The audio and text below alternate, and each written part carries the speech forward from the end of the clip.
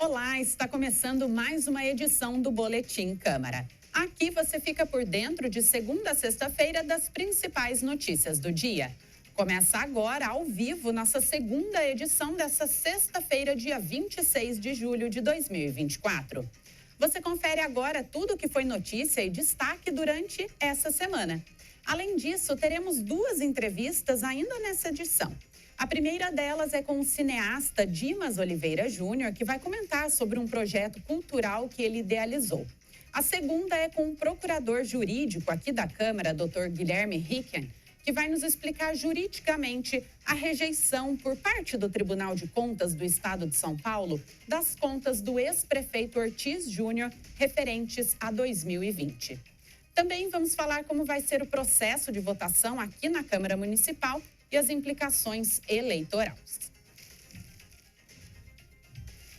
Na segunda-feira, dia 22 de julho, nós trouxemos como destaque a manchete do G1. Faixas, acostamentos e marginais. Saiba quais investimentos serão feitos na Dutra com o crédito bilionário do BNDES. Para obras e intervenções na Dutra e Rio Santos, o valor de crédito chega a 10,75 bilhões. Segundo a concessionária CCR Rio SP, a pista em São José dos Campos terá 4 faixas, além de acostamentos e marginais em Taubaté e Caçapava. E também a manchete do Estadão. Estados atrasam investimentos e podem desperdiçar 370 milhões de fundo de segurança pública. Prazo para uso de verbas federais para investimentos na área se encerra em dezembro e gestores têm dificuldade para dar vazão aos recursos. Ainda na segunda-feira, nós tivemos a presença da médica Stella Zollner, que falou sobre saúde e bem-estar, principalmente nesse período de inverno e tempo seco. A Fiocruz divulgou um documento que aponta aumento nos casos de mortalidade por síndrome respiratória aguda grave nas últimas 8 semanas, tanto nas crianças bem pequenas quanto nos idosos. E a doutora Stella explicou o que é essa síndrome respiratória aguda grave. Vamos começar pelas faixas de idade que a Fiocruz aponta. Os pequenininhos, que ainda não adquiriram a imunidade totalmente, e os idosos que já perderam em razão da natureza do envelhecimento. Tá? E o que é síndrome respiratória aguda grave? É a consequência de uma doença respiratória que se agravou de tal forma que a pessoa vai precisar de cuidados mais intensos, unidade de terapia intensiva, oxigenação e outros cuidados. Então, na verdade, isso pode começar com uma outra doença. Exatamente, é o evoluir para a piora de uma outra doença, que leva esse nome. Então, às vezes, é a evolução de uma gripe, é a evolução de uma doença por coronavírus, é uma doença agravada que inicialmente era de alguma origem. Durante a entrevista, a médica Stella também deu dicas para a manutenção geral da saúde. Eu acho que o cuidado diário com nós, adultos, e também com os idosos e crianças sob a nossa responsabilidade, de não se expor à aglomeração, principalmente com pessoas sensíveis sem necessidade. Uma criança, às vezes, minúscula, você vê num lugar super cheio, né? Todo mundo vai querer pegar aquele bebezinho, vai ser justamente quem vai se contaminar. E se adoecer, procurar os cuidados de saúde. Nós estamos numa região onde há portas de entrada das mais variadas maneiras, né? Tanto particulares, conveniadas, quanto a SUS. O nosso SUS é muito grande. E ir pedir a opinião de quem é treinado para dar essa opinião. A acessibilidade é a possibilidade de todos acessarem um local, informação, produto ou serviço de modo simples e autônomo. Ela está ligada ao fornecimento de condições às pessoas com deficiência ou com mobilidade reduzida para utilização com segurança e autonomia, total ou assistida, dos espaços públicos ou coletivos. Aqui na Câmara, as pessoas com deficiência e mobilidade reduzida têm esse direito garantido. Quem traz mais informações para nós sobre esse assunto é a nossa estagiária Ariane Viana. Como você falou, Ana Laura, a acessibilidade é um direito fundamental que visa promover a inclusão e a igualdade de oportunidades para todos os cidadãos. Com o objetivo de oferecer um espaço acessível para as pessoas com diversas formas de deficiência, desde 2015 a Câmara tem trabalhado para a instalação de recursos que garantam a entrada e a permanência de toda a população em seus espaços. As pessoas com cadeiras de rodas podem usar as plataformas elevatórias para o acesso ao prédio e ao plenário, além de rampas no estacionamento e no plenário.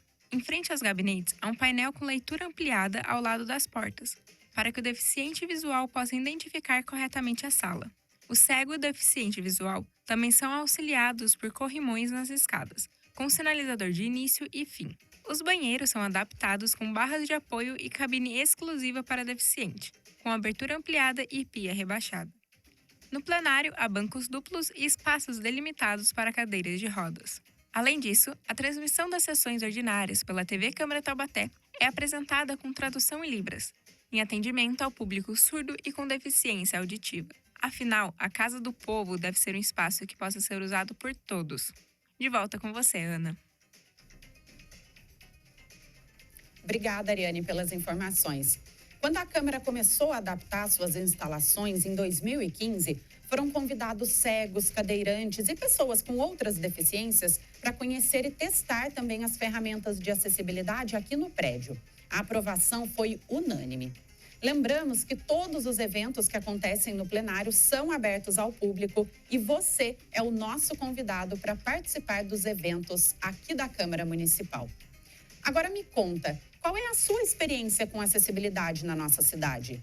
Você já viveu alguma dificuldade de acesso ou já presenciou essa cena com outra pessoa?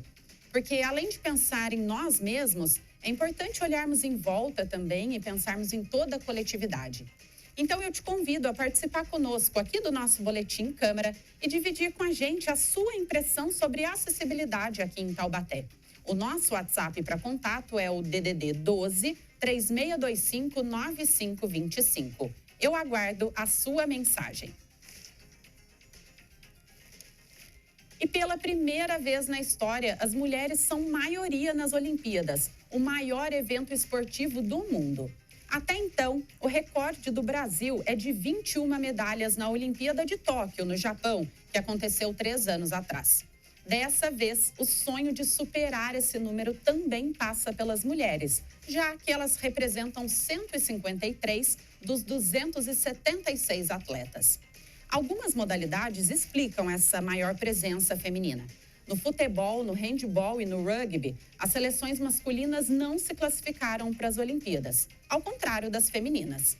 Na ginástica artística, as mulheres se garantiram na disputa por equipes, assegurando 5 vagas em Paris.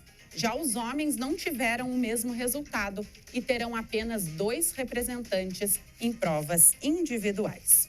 As Olimpíadas seguem até o dia 11 de agosto. E eu tenho uma curiosidade para contar aqui para vocês.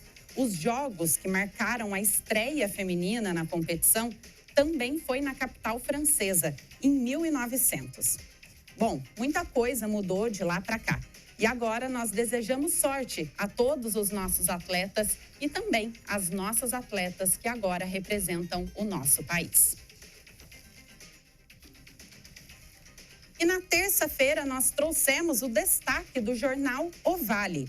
Governo conclui privatização da Sabesp ao vender 32% dos papéis. O governo de São Paulo vendeu parte ali da companhia e passou a deter 18,3% da empresa antes do processo de privatização. Essa porcentagem era de 50,3%. E também trouxemos o destaque do jornal Voz do Vale. A partir de uma pesquisa com as unidades que ofertam o ensino médio na rede pública, a Secretaria da Educação do Estado de São Paulo deve ampliar as escolas estaduais que ofertam o ensino técnico para 2025. Nesse ano, quase 72 mil alunos estão matriculados nesse modelo. E o número pode crescer para 170 mil matriculados no próximo ano. As câmeras de segurança se tornaram muito comuns hoje em dia e elas estão espalhadas por todo lado. nas casas, nos shoppings, supermercados e até mesmo nas principais ruas da nossa cidade. Agora, o repórter Lincoln Santiago mostra que uma nova lei pretende obrigar creches e escolas a instalarem esses dispositivos. Vamos então conferir as informações. Isso mesmo, Ana Laura. Entrou em vigência no dia 26 de junho a Lei 5.960, de autoria da vereadora Vivi da Rádio, do Republicanos, que trata da instalação de câmeras de monitoramento, alarmes e outros dispositivos de segurança em escolas e creches públicas e em instituições de ensino particulares. No entanto, o primeiro artigo do projeto de lei, que obrigaria a instalação das câmeras, foi vetado pelo prefeito. Agora, o veto deve ser analisado pelo plenário na volta do recesso parlamentar, em 6 de agosto. Assim, restou ao documento a parte que estabelece a instalação dos equipamentos na entrada do estabelecimento, nos pátios comuns e dentro das salas de aula, além do trecho que garante a proteção das imagens, conforme a lei, e o acesso aos vídeos somente por pessoas autorizadas, mediante justificativa. O sistema de proteção do perímetro escolar deverá conter sensores de movimento e alarmes sonoros. A lei proíbe a instalação de cercas que possam colocar em risco a integridade física dos alunos.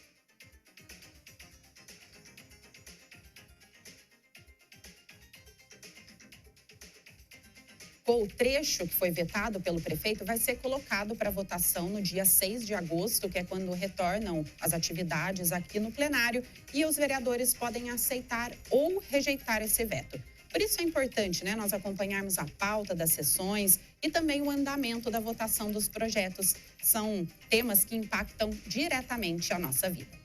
E agora nós seguimos nosso Boletim Câmara falando sobre cultura. Nós recebemos aqui nos nossos estúdios Dimas Oliveira Júnior, que vai falar sobre um projeto cultural que ele está idealizando. Dimas, seja muito bem-vindo. Obrigada por aceitar o nosso convite. Muito obrigado, eu que agradeço. É uma honra estar aqui. Dimas, na primeira edição do nosso Boletim Câmara, nós falamos de um projeto que se chama Memórias, Velhos Nomes, Novos Talentos, e ele foi idealizado por você. Conta um pouquinho pra gente o que é esse projeto. Esse projeto são filmes, curta-metragens, que eles retratam grandes nomes da história da música popular brasileira e que são revividos por jovens talentos. Então, nós procuramos, além de dar visibilidade aos jovens atores, nós procuramos incutir neles o gosto pela preservação, pelo conhecimento da história musical brasileira, que veio de anos para cá se perdendo, Então, as pessoas não têm muita mais memória, noção de quem foi um Ari Barroso, um Wilson Batista, um Pixinguinha.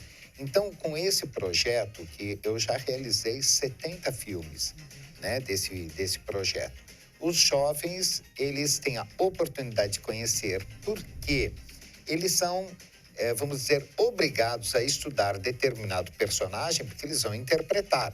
Aí eles têm que conhecer aquele contexto da época, o que era cassino, o que era rádio e tal, e aí eles tomam gosto por isso. Então, nesses últimos tempos, eu tenho visto que o jovem, ele desperta para aquilo e ele gosta. Então, é saber levar e levar da maneira do audiovisual que nós atingimos, de uma forma muito mais rápida os nossos jovens. E eu estou começando agora também com vários atores de Taubaté, alunos da FEU Camargo. Agora, nessa nova fase, serão 10 novos curta-metragens, certo? Isso. O que vem por aí? Olha, nós vamos estar apresentando Vassourinha, que foi quem inventou a divisão no samba, e ele era um paulistano, quer dizer, já sofreu preconceito por ser negro e ser paulistano, porque no Rio de Janeiro o paulistano nunca entendeu de samba. E foi ele que criou a divisão no samba, no modo de cantar. Então, nós vamos ter Vassourinha, nós vamos ter João Petra de Barros, que foi um dos mais importantes cantores do Brasil nos anos 30, que morreu num acidente com 32 anos. Vamos ter Zaira de Oliveira, que foi uma das maiores cantoras líricas do Brasil, e quando ela recebeu que ela ganhou como a melhor cantora lírica do Brasil, ela não pôde receber o prêmio por ser negra. Então, escolheram a que estava em segundo lugar, que era loira, de olhos claros. Então, é uma curiosidade muito grande o caso da Zaira de Oliveira. Temos também Cida Tibiriçá, que foi uma cantora revelação de São Paulo e que nós estamos resgatando. Noel Rosa, o grande poeta da Vila, né, que nós estamos fazendo também.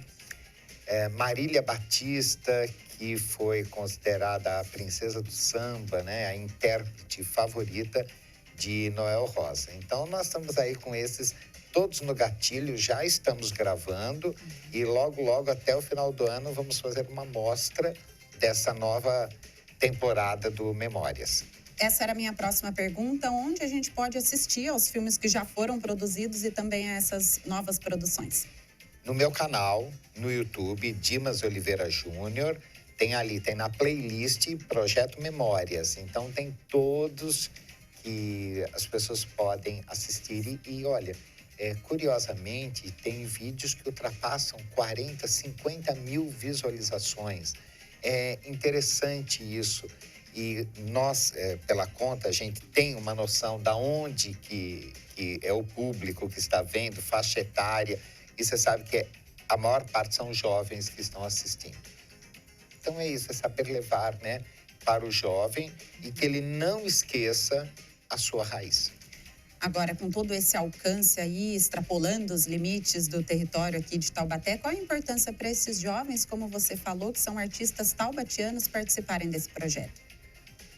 Olha, Ana Laura, eu vejo o seguinte, o jovem, ele tem o sonho, ele tem aquela garra, aquela determinação de ser artista. Aí você começa a ver o seguinte, aonde ele vai ser visto? Como ele vai ser visto? Através do audiovisual, a gente consegue mandar para o mundo, né? Então, produtores podem ver em São Paulo, Rio de Janeiro, na Europa, nos Estados Unidos e vão conhecer essas pessoas. É uma forma de fomentar o audiovisual e a carreira desses jovens, que nós temos jovens talentosíssimos aqui em Taubaté, que estudam na Fego Camargo. Então, o nosso plano é esse mesmo, a divulgação deles através das redes sociais, das mídias. Agora, tem novidade, você vai ser homenageado em razão desse trabalho. Conta um pouquinho pra gente sobre esse reconhecimento. Então, eu fiquei surpreso, né, com esse convite. Porque quando começa com muita homenagem, a gente fala assim, gente, já estou de partida, né? O pessoal quer homenagear em vida. Mas eu fiquei muito feliz, foi pela Embaixada da Alemanha e pelo Brasil, que me escolheram como o brasileiro que mais preservou e divulgou a memória artística brasileira através do audiovisual. Será agora em outubro, dia 23 de outubro, no Rio de Janeiro. E para mim foi uma emoção muito grande, porque o que eu faço do meu trabalho, eu trabalho com cultura, eu faço por amor. Eu nunca visei, eu vou ganhar isso, ganhar aquilo. Não, eu quero levar o conhecimento, eu quero que as pessoas conheçam, né? É tão bonito um povo com cultura é um povo diferenciado.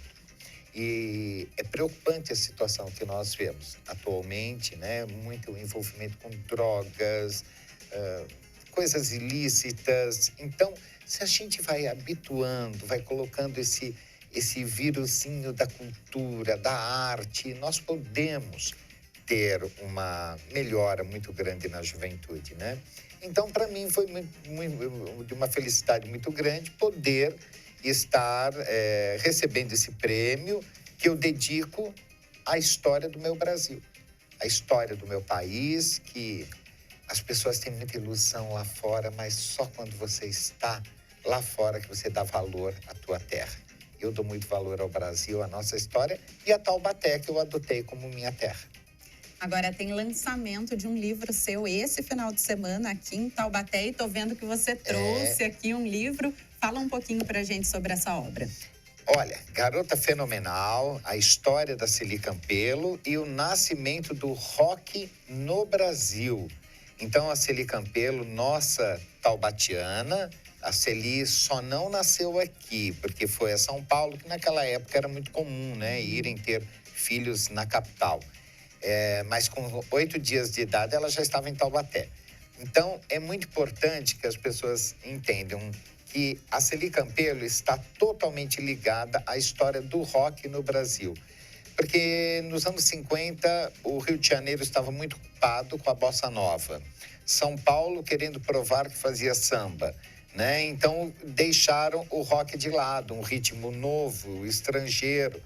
E o que acontece? A Celi Campelo e o irmão dela, o Tony, né, que era Sérgio e Célia, eles começaram a cantar esse ritmo novo, gravaram, e daí foi onde aconteceu uma divisão, né, dentro do Brasil, nos costumes, na juventude, e nós podemos afirmar neste livro, com muita certeza, através de muitas pesquisas, historiadores que deram depoimentos, que o rock realmente ele saiu de Taubaté e explodiu para o Brasil. Então, é uma cidade que poderia explorar muito isso, porque Celi Campelo é impressionante o como ela ainda é lembrada, curtida e amada. Para você ter uma ideia, nós lançamos o livro na Cinemateca Brasileira. Foi um sucesso. Agora, amanhã, lançamos no Via Vale, aqui em Taubaté. E já temos pedido para lançar em Joinville, lançar no Rio de Janeiro e em Portugal, em Lisboa. Então, é ela, não são os autores. É um trabalho meu e do Gonçalo Júnior, pela editora Noir, mas não é um trabalho... É a imagem dela, é a lembrança que ela deixou. Isso é muito importante. E sempre lembrar que é uma taubatiana, né? Que criou o rock e uma nova identidade para a juventude. E também é lançado amanhã o Celinha, Rainha do Rock. Esse livro é para as crianças, né? Então, conta a história da Celi através de desenhos, né? Que esse livro, ele é da Giovanna Guild, né? Então, será lançado também amanhã. Eu faço a apresentação do livro.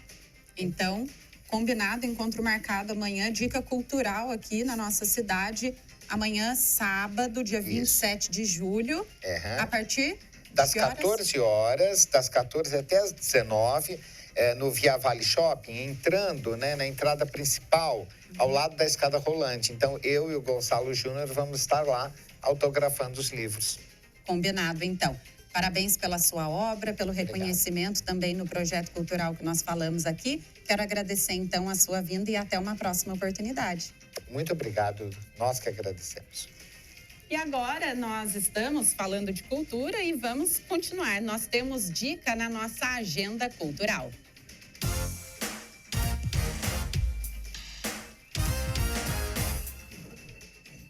E tem programação, é claro, nesse mês de férias escolares. Durante todo o mês de julho, o Sítio do Pica-Pau Amarelo mantém uma programação com visitas ao Museu Monteiro Lobato. São atividades recreativas e também sessões de teatro. As atividades são realizadas de terça a domingo, das 9 da manhã às 5 da tarde.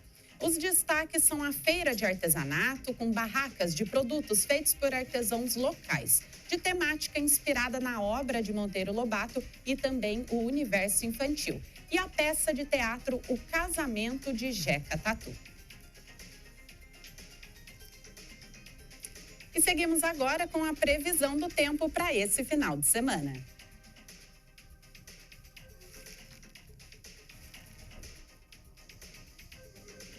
O final de semana vai ser de calor, viu? Para quem não gosta do inverno e desse clima ameno, é hora de aproveitar esse veranico, que é justamente o aumento de temperatura durante o outono e o inverno acima da média esperada. O domingo vai ter temperatura na casa dos 29 graus, é bastante, hein? E abertura de sol. Não tem previsão de chuva e as mínimas ficam na casa dos 14 graus no período da madrugada. À noite é comum ficar mais friozinho mesmo, mas durante o dia será atípico.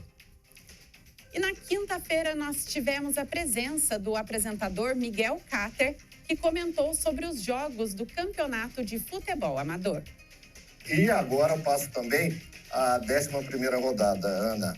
Só jogo grande também, e onde se define quem está classificado para a segunda fase e quem está rebaixado para a segunda divisão. União Operária e Atlético Secab. O jogo acontece na Estiva. Atlético Bonfim e Mourisco, no campo municipal do Bonfim. Vila São José e o Parque São Luís, lá no Amaury Fonseca Braga. Ipanema e Internacional, lá no campo Sebastião Pereira Goulart. Tem o 15 de novembro e o Vila São Geraldo. Esse jogo, um destaque especial para você, lá no campo do São João. É um jogo que é tradicionalíssimo na cidade de Taubaté. Um dos grandes clássicos da cidade de Taubaté. E o 15 precisa vencer se não quiser amargar o descenso para a segunda divisão. E o Vila para confirmar ainda mais a sua classificação. Ou seja, um grande jogo, e será o jogo da TV Câmara no domingo às 10 horas da manhã, que você acompanha ao vivo aqui em parceria com a Net Sports. E por fim, a Água Quente encara o líder isolado, Unidos do São Gonçalo, lá no campo municipal do Jardim Jaraguá. Durante a participação, o Miguel ainda falou sobre a final do cinquentão e do sessentão. No sábado, nós temos jogos interessantíssimos, porque são as finais. A final do sessentão e a final do cinquentão. Do sessentão joga Vila Nogueira e União Operária, lá no campo municipal do Parque Aeroporto, às 9 da manhã. E às 15h30 joga Esporte Clube Quiririm e União Operária, só que dessa vez pelo cinquentão. Final de semana bem animado aqui no futebol amador da cidade de Taubaté. O Tribunal de Contas do Estado de São Paulo rejeitou nesta semana um recurso do ex-prefeito de Taubaté, Ortiz Júnior, e manteve parecer contrário às contas dele de 2020, quando ele estava à frente da administração municipal. O presidente da Câmara, vereador Alberto Barreto, explicou sobre os prazos para a tramitação do processo de votação das contas de Ortiz Júnior. Bom, primeira coisa, a gente precisa receber, né, essa documentação, tudo do Tribunal de Contas. Então, quando o Tribunal de Contas enviar para a Câmara Municipal, chegando esse documento aqui, precisa ser lido na próxima sessão, né? Vamos supor que se chegasse hoje aqui na Câmara, a próxima sessão seria dia 6 de agosto. Então, primeiro o processo tem que ser lido na sessão, né, que recebeu, que chegou, e a partir daí, então, começam os prazos para a tramitação desse processo. O nosso regimento interno prevê que, a partir da leitura, esse processo tem que ser publicado no site da Câmara e ficar disponível para que qualquer cidadão possa consultar esse processo, né? A partir daí, também encaminhado para a Comissão de Finanças, né? No caso, é composta aqui pela vereadora Elisa, que é a presidente, né? E o vereador Serginho e o vereador Douglas Carbone. Então, a vereadora Elisa, como presidente, vai ter, então, que notificar, né, o ex-prefeito para que ele possa apresentar a sua defesa, né? E depois, ela tem que nomear aí um relator, tá? Esse relator terá um prazo, então, depois de 10 dias para confeccionar o seu parecer. E os membros da comissão também poderão dar o seu voto, né? Tanto a vereadora Elisa, o vereador Serginho e o Douglas Carbone vão decidir quem vai ser o relator e depois o voto de cada um deles. Após finalizado esse prazo, o projeto já está pronto para ser deliberado no plenário, depois de decorrido os 60 dias, tá? E aí, nesse caso, então, eu como presidente tenho que convocar uma sessão para essa finalidade com prazo mínimo de 5 dias de antecedência, né? Para dar o prazo de publicidade de todos esses atos. O presidente Barreto falou também sobre o andamento dos trabalhos legislativos até a votação das contas de 2020 do ex-prefeito. O que acontece é o seguinte, nós temos aí um prazo de 90 dias no máximo. A partir da hora que chegou e foi lido, nós temos 90 dias no máximo para votar isso. Se não votar em 90 dias, ele tranca a pauta. E aí nada mais pode ser votado, né? Então, acredito que esse processo deve ocorrer no máximo, mesmo que não seja durante o período eleitoral, mas até o final do ano deve ser votado essa questão das contas do ex-prefeito. E para falar sobre esse assunto conosco hoje, nós convidamos o procurador jurídico aqui da Câmara, Dr. Guilherme Ricken, que vai comentar mais e nos ajudar a entender melhor. Seja muito bem-vindo, Dr. Guilherme. Obrigada por aceitar o nosso convite. Obrigado, é um prazer estar aqui. Bom, nós apuramos que durante os 8 anos de gestão do ex-prefeito Ortiz Júnior, todos esses anos ele teve as contas aprovadas pelo Tribunal de Contas, com ressalvas, mas foram aprovadas. Essa de 2020 é a única que foi rejeitada pelo Tribunal de Contas. Diante disso, doutor Guilherme, eu queria entender de que forma é essa tramitação de aprovação ou rejeição de contas dentro do Tribunal de Contas. Bem, o Tribunal de Contas ele é um órgão auxiliar do Poder Legislativo no exercício do seu controle externo sobre o Poder Executivo, né? Então, o Tribunal de Contas ele emite um parecer prévio a respeito das contas do prefeito municipal, né? A respeito de todos os anos, né, da gestão do prefeito.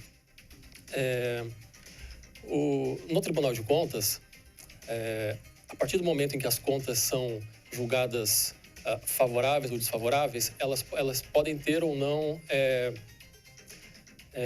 como é que eu posso dizer, consequências jurídicas para o prefeito e também, inclusive, para efeitos de eleição, né?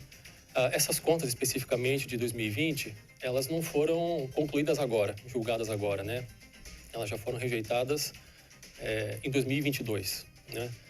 A partir desse julgamento, já foi interposto um recurso pelo ex-prefeito, e um recurso que, à época, também foi rejeitado. E o que foram julgados agora foram, na verdade, um outro recurso chamado embargos de declaração, que serve para corrigir eventual omissão ou contradição na decisão originária, né? E é, portanto, essa decisão que foi, nesse momento, finalizada e que se aguarda agora que seja remetida para a Câmara Municipal, né? Que é o órgão que vai decidir de maneira definitiva a respeito das contas, porque, pois, como eu falei, o tribunal ele emite apenas um parecer prévio.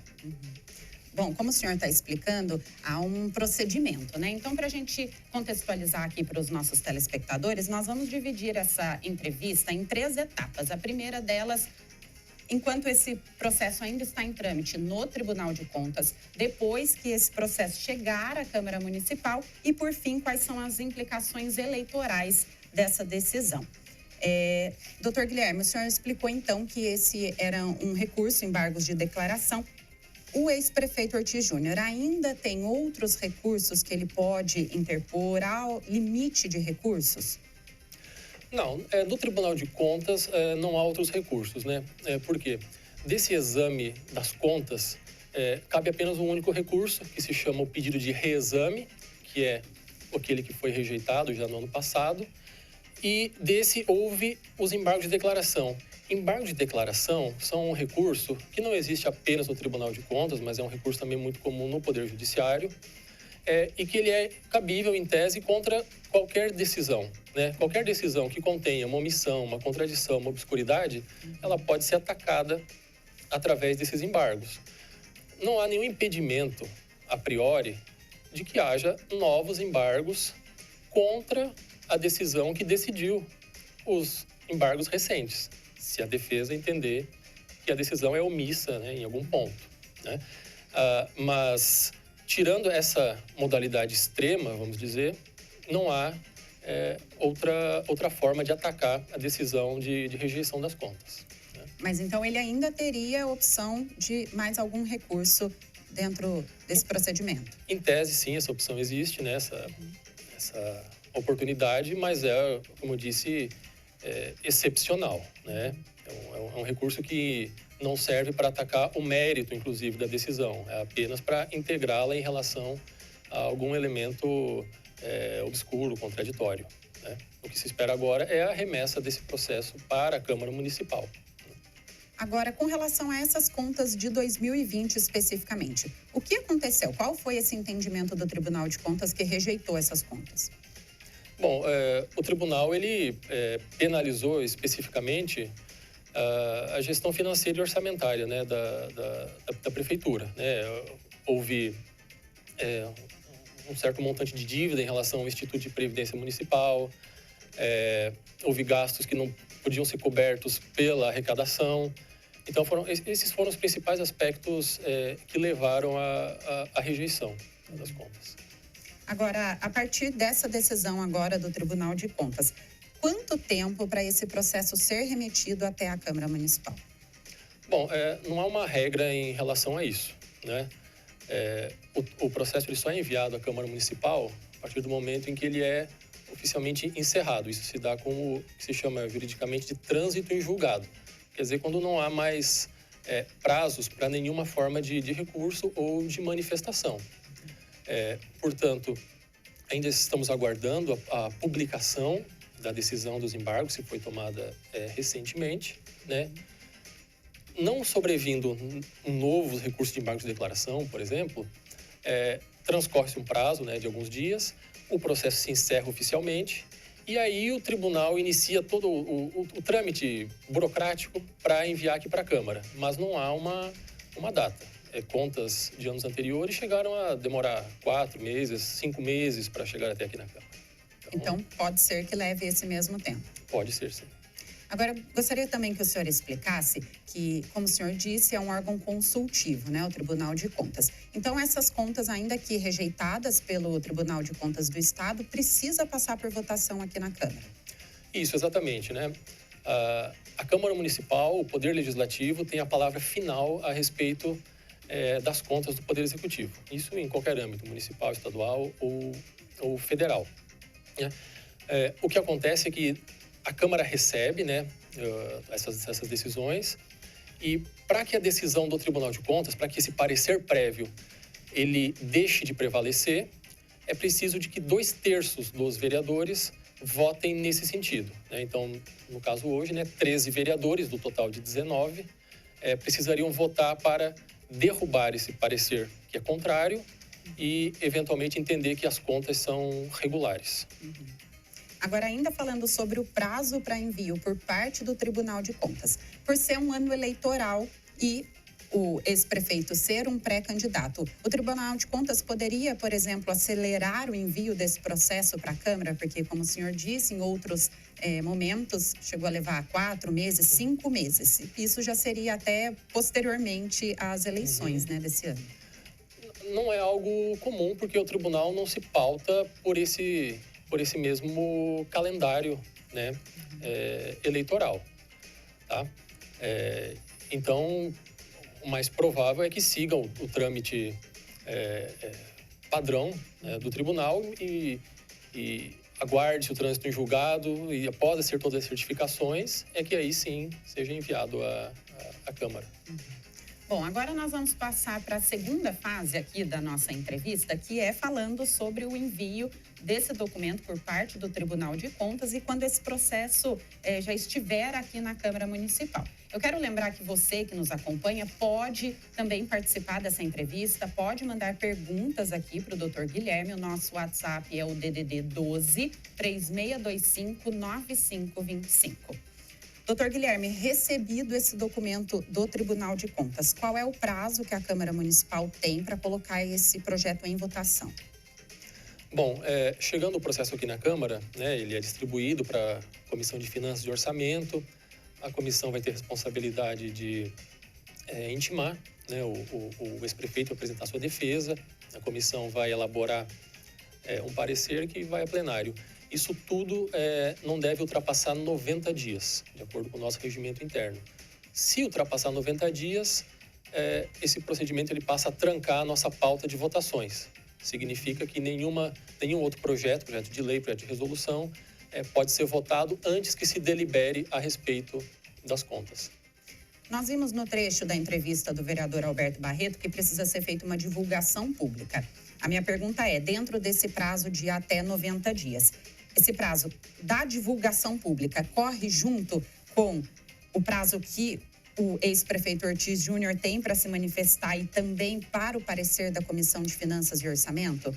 Sim, são prazos concomitantes, né? Naturalmente, o processo chega à Câmara, então é iniciado a divulgação à população, né, durante 60 dias, mas sem prejuízo de que se inicie aqui já todo o procedimento de notificação pela Comissão de Finanças, né, do ex-prefeito, apresentação de defesa. Então, corre-se ao mesmo tempo esse prazo. Qual é o prazo que a Comissão de Finanças e Orçamento precisa para se manifestar? A Comissão de Finanças ela terá 10 dias para emitir o parecer, né? Mas antes disso, ainda terá 15 dias o ex-prefeito para apresentar a sua defesa.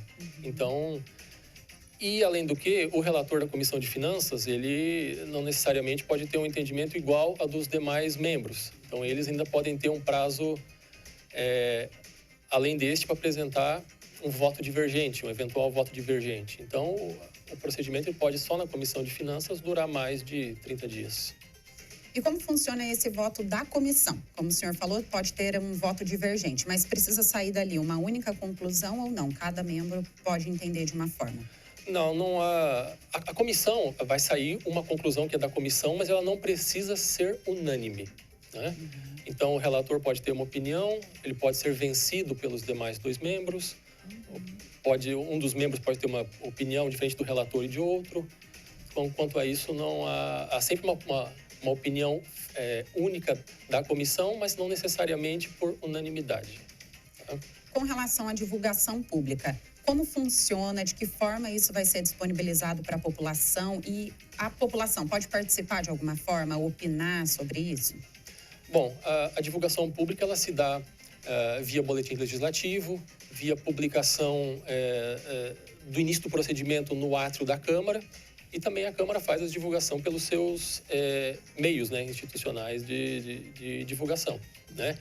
O regimento fala que as contas ficam à disposição de qualquer contribuinte, né, durante esse prazo de 60 dias. Então, naturalmente, a Câmara pode receber qualquer tipo de opinião, manifestação de qualquer cidadão que queira e ache que pode contribuir de alguma forma para a formação de convicção pela Comissão de Finanças, inicialmente, ou os demais vereadores, quando for a plenário. E em quais momentos o ex-prefeito Ortil Júnior vai poder se manifestar depois que esse processo já estiver aqui na Câmara? Ele terá direito de se manifestar após a notificação apresentada pela Comissão de Finanças, né? Portanto, o ex-prefeito ele já terá conhecimento do que o Tribunal de Contas decidiu, né? Poderá apresentar as suas razões de por que ele acha que aquele parecer não deve prevalecer e aí, de forma a ajudar a formar a convicção da Comissão de Finanças. Tá? Então, portanto, previamente a emissão do parecer da Comissão de Finanças. E de que forma ele vai se manifestar? Oralmente, presencialmente, por escrito? Ele se manifesta por escrito. Uma defesa é um procedimento administrativo, né? Então ele se manifesta por escrito. É ali que ele apresenta as razões dele. E quando esse processo for para votação no plenário por parte dos vereadores, o ex-prefeito pode vir presencialmente fazer uma defesa oral e participar desse momento? O regimento interno não prevê nenhuma forma de sustentação oral por parte do ex-prefeito. Então, nada impede que venha assistir a sessão, mas não lhe é garantido o direito à fala, né? É só apenas os vereadores. Depois que esse processo estiver aqui na Câmara, ele segue para a Comissão de Finanças e Orçamento dar o seu parecer. Ela poderia, a comissão, dar um parecer relâmpago, por exemplo, em poucas horas, e aí esse projeto já seguir para a votação dos vereadores ou não? Não, a comissão ela tem 10 dias de prazo, em princípio, para a emissão desse parecer. Pode usar os 10, pode usar menos, mas naturalmente essa sessão ela é chamada com antecedência pelo presidente. Então ela não pode ser chamada de um dia para o outro, mesmo porque a magnitude do tema impede, né, que seja feita qualquer coisa de maneira relâmpago, né? Então há uma precedência, há um aviso, né, de alguns dias para que seja chamada a sessão. E qual é o peso, a importância desse parecer da Comissão de Finanças e Orçamento quando esse projeto chega para votação por parte dos vereadores? Isso influencia a decisão que cada um deles vai tomar em plenário? Bom, o parecer da Comissão de Finanças ele é naturalmente muito importante, né? A função das comissões permanentes aqui da Câmara, de todas elas, é fornecer subsídios técnicos para que os vereadores possam deliberar em plenário sobre qualquer propositura. E agora a situação ela não é diferente, né? Portanto, espera-se, né, da Comissão de Finanças e Orçamento uma análise minuciosa do processo que tramitou perante o Tribunal de Contas, né? De maneira que os vereadores tenham um embasamento técnico legal para deliberar sobre o assunto. Mas não necessariamente eles precisam seguir o parecer da comissão. Não, o parecer da comissão, como todos os pareceres, ele é opinativo, é uma opinião, é um juízo que a comissão faz a respeito do tema que foi estudado, mas o voto em plenário, ele, em última instância, ele é político e o vereador, ele obedece à própria consciência nesse momento. Caso essas contas sejam rejeitadas pela Câmara, o ex-prefeito pode entrar com mais algum recurso ou poderia recorrer até à Justiça Comum, por exemplo? Bom, não há nenhuma previsão em relação a isso. A decisão da Câmara, ela é final e ela é irrecorrível, né? Não há nenhum recurso que possa ser interposto contra a decisão do plenário. Em relação ao Judiciário, é claro que não é possível descartar, né? Afinal de contas, toda lesão a direito ou ameaça de lesão pode ser levada ao Judiciário, mas o Poder Judiciário, ele não se envolve no mérito das decisões. Poderia, no máximo, se envolver em alguma questão formal ou procedimental, caso o ex-prefeito alegasse que houve algum vício no rito, né, processual. Mas jamais em relação ao mérito ao que foi decidido. Certo. Agora nós vamos para a terceira parte aqui da nossa entrevista, falando agora sobre as implicações eleitorais dessa decisão do Tribunal de Contas. E lembrando que se você ainda tiver alguma dúvida, quiser trazer algum questionamento para o Dr. Guilherme, nosso WhatsApp é o DDD 12 3625 9525. Dr. Guilherme, como eu falei aqui no início da nossa entrevista, o ex-prefeito todos os anos teve as contas aprovadas pelo Tribunal de Contas, com ressalvas, mas aprovadas, mas a Câmara reprovou as contas dos anos de 2018 e 2019 do ex-prefeito Ortiz Júnior. Qual é a implicação eleitoral dessa decisão aqui da Câmara? Bom, a rejeição de contas de um gestor, ela é causa de inelegibilidade, né, naturalmente. Mas para o direito eleitoral, as inelegibilidades, elas têm certos momentos em que podem ser apontadas. Via de regras, elas são verificadas no momento do registro das candidaturas, que é o que está acontecendo, né, agora, nesse final do mês de julho, início de agosto. Mesmo após registrada uma candidatura, é possível que haja, né, depois uma arguição referente a uma inelegibilidade superveniente, ou seja, por um fato que ocorreu após o registro. Mas em relação às contas especificamente, ela só pode ser arguída até a data das eleições. Porque a legislação, a lei eleitoral, a lei das inelegibilidades, ela é muito clara ao dizer que fica inelegível aquele que tem as contas rejeitadas para as eleições que ocorrerem nos 8 anos subsequentes. Se a eleição já passou, ela não é mais subsequente, ela é anterior, né? Então, qualquer efeito que uma rejeição de contas possa ter, ela tem que preceder as eleições. Isso significa que o ex-prefeito pode ter a candidatura dele negada em razão da reprovação dessas contas de 2018 e 2019 por parte da Câmara? Em relação a 2018 e 2019, sim, ele pode ter, embora hoje a decisão que rejeitou, a decisão da Câmara que rejeitou essas contas, ela esteja judicialmente suspensa, né? Há um processo ajuizado pelo ex-prefeito em que ele obteve, né, uma decisão liminar, né, provisória, suspendendo os efeitos das decisões. Então, portanto, hoje não haveria como ele ter o registro prejudicado por conta dessas duas decisões, né? Somente se a decisão judicial ela fosse derrubada, né, nesse período. Certo. Mas... Nós temos agora a participação dos nossos telespectadores, a nossa produção encaminhou aqui para mim. A notificação que vai ser feita ao ex-prefeito precisa ser pessoal? E não conseguindo essa notificação pessoal, qual é o outro meio para a notificação do ex-prefeito para que não prejudique o trâmite e os procedimentos legislativos? Bom, a Câmara ela faz todas as suas notificações por aviso de recebimento, né? faz por correios, como faz, né, no processo civil, né, no processo judicial. Naturalmente, outros meios podem ser utilizados em caso de insucesso desse mecanismo, né?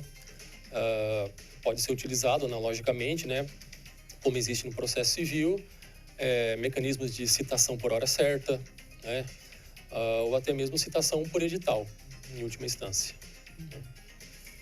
Em 2016, o ex-prefeito concorreu também às eleições municipais aqui em Taubaté sob júdice. Queria que o senhor explicasse o que é esse termo e se essa situação que a gente vive hoje é semelhante ou não.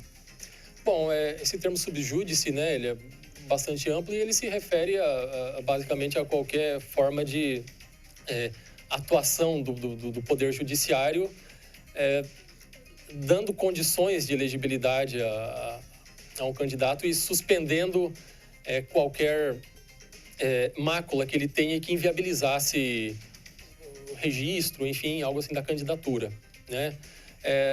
Não é do que nós estamos tratando da situação atual, né? Porque em 2016 não se tratava de julgamento de contas, né?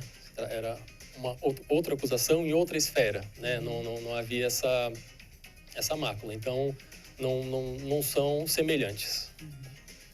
Agora, essa decisão no Tribunal de Contas ainda não julgada aqui pela Câmara Municipal. Qual é a implicação eleitoral para o pré-candidato nesse momento?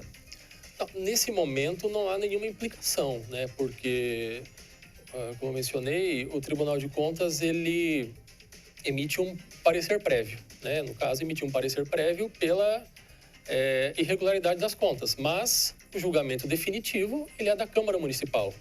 Então, o ex-prefeito ele só terá as contas de fato rejeitadas se assim a Câmara entender, né?